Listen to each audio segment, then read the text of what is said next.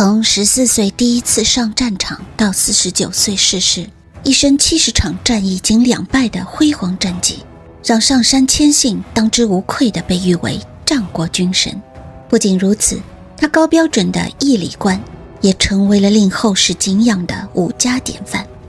然而，围绕着他身上一些独特的行为举止，上杉谦信是女人的说法也流传甚广。今天我们就结合史料，逐一探究这些疑点，还原上杉谦信的历史真实面貌。欢迎您观看本期的分流志。查史不易，费时费力，耗尽心血，真是没有天理啊！烦请您关注、点赞、转发我的频道，谢谢。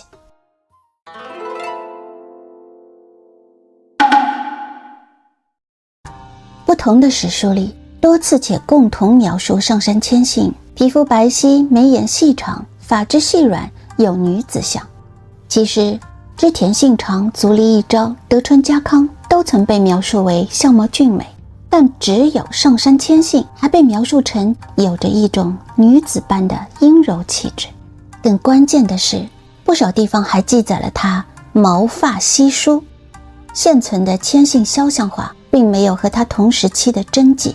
这张京都大学综合博物馆收藏的是江户时代根据他当时生活年代的灵泉寺版的古本描摹，但描摹品也是目前应该最接近谦信真貌的。这是他晚年的形象，画面中的他肤色细腻，气质柔和，几乎没有胡须。但后世根据这版临摹本重绘的画作却变成了另一种模样。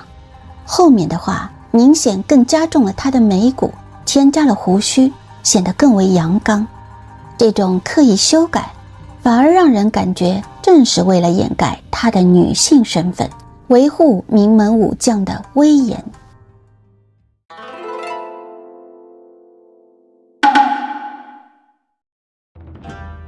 上杉谦信每月都会有几个固定的腹痛症状，不能处理政务和指挥军队，需要闭门静养。这种症状有着明显的周期性，每月准时发作，持续几天后也会自行缓解，和女性的生理期高度吻合。此外，谦信的死因史料记载为大虫病。战国时代，大虫病常作为难以明言之病的含蓄表达，而不是某种特定疾病的医学诊断。由于当时为了回避直接写出具体的妇科病，这类病症也有可能被归入大虫病之中，因此人们不禁有了上杉谦信是否死于妇科病的推测。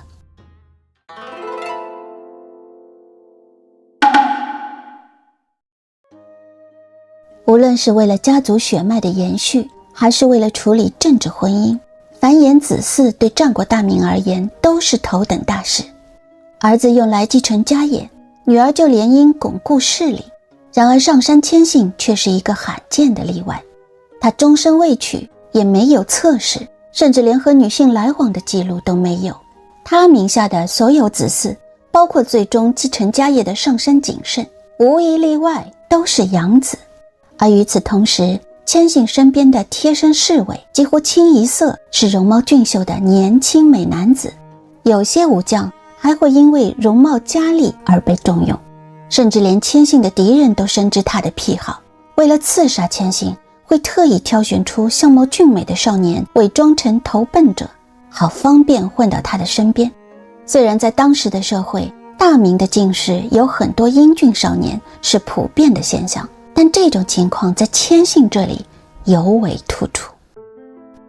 综上所述，日本历史研究者八切直夫首先提出了上杉谦信是女人的推测。这种大胆而又新奇的观点迅速地引起了关注，并长期在历史爱好者之间拥有不小的影响力，使上杉谦信的形象更添传奇色彩。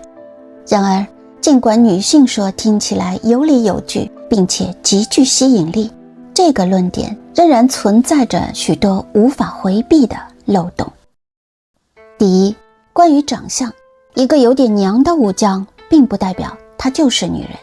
相反，在中国古代的面相中，男生女相常被看作是富贵贵气之相，上杉谦信的女性化长相或许只是他的个人气质，与性别无关。第二，关于腹痛和死因，大虫病其实并非女性专属，虽然在个别语境中，大虫病可以是妇科病的隐晦说法，但在历史文献中，它更多是一个涵盖范围极广的旧称，更常用于指代寄生虫病、慢性肠胃炎、中风、急腹症等等一切来势凶险、病因不明的重症。使用对象也并不局限于女性，事实上，男性被记录死于大虫病的例子非常普遍，譬如武田信玄的父亲武田信虎的死因也被记录为大虫病，但就是从来没有人因此质疑过他的性别。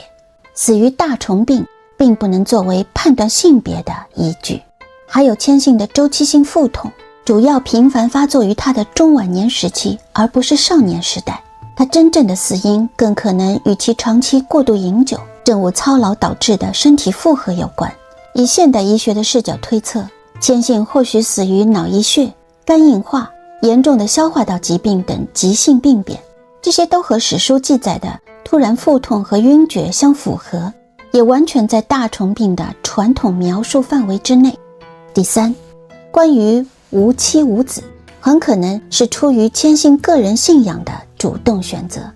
上杉谦信7岁就剃度出家，遁入佛门的真言宗，15岁虽然还俗继承家督，但到了成年后也发生过厌倦尘世，打算再入空门的想法，最终是被大臣们誓言效忠后才不了了之。但终其一生，谦信始终以僧将、坤沙门天的化身自我定位，严格遵守真言宗不犯的信条，就是不近女色。此外，终身未娶在战国大名中属于特例，但在武家阶层却并不罕见。